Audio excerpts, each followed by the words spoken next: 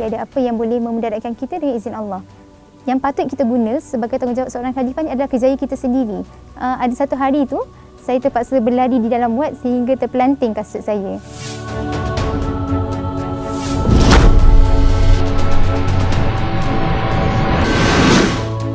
Kisah di sebalik tajuk Dr. Cinderella sebenarnya dalam salah sebuah cerita dalam buku tu ada yang diberi tajuk Dr. Cinderella. Ia adalah satu kisah di mana dalam mendepani cabaran sebagai seorang doktor ni kena laju bergerak. Bila laju bergerak maksudnya ada satu hari tu saya terpaksa berlari di dalam wad sehingga terpelanting kasut saya. Masa tu datanglah pula drama, ada orang tolong bawakan kasut kepada saya. Daripada situlah tercetusnya tajuk Dr. Cinderella. Cerita yang paling saya ingat adalah cerita tentang di mana seorang wanita diuji dengan melahirkan setelah 9 bulan mengandungkan bayi yang akhirnya dia melahirkan bayi tapi bayi yang sudah meninggal dunia. Cerita itu paling terkesan buat saya sebab masa dia melahirkan tu di saat suaminya tak ada pun di sisi.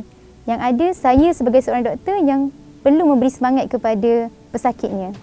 Di situ nilainya sangat besarlah. Bila mana pesakit kemudiannya berterima kasih sebab saya ada di sana. Itulah tanggungjawab kita sebenarnya.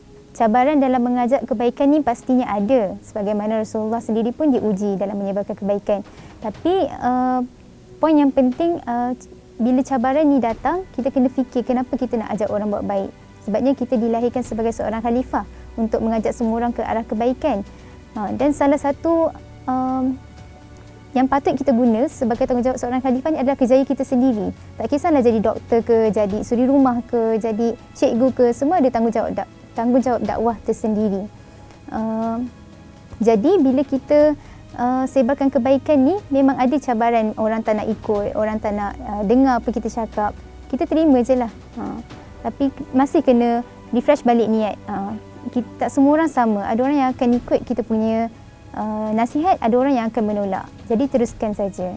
Satu pesanan saya untuk semua rakyat Malaysia di masa yang genting ni dengan wabak penyebaran penyakit yang kita tahu COVID-19. Jadi kita kena ingat virus tu adalah makhluk Allah juga kan. Jadi kita kuatkan akidah yang tiada apa-apa yang boleh memudaratkan kita melainkan dengan izin Allah. Jadi banyakkan beramal dengan zikir Bismillahirrahmanirrahim la yadurru ma'asmihi syai'un fil ardi wa la fis sama' wa huwas samiul alim. Tiada apa yang boleh memudaratkan kita dengan izin Allah.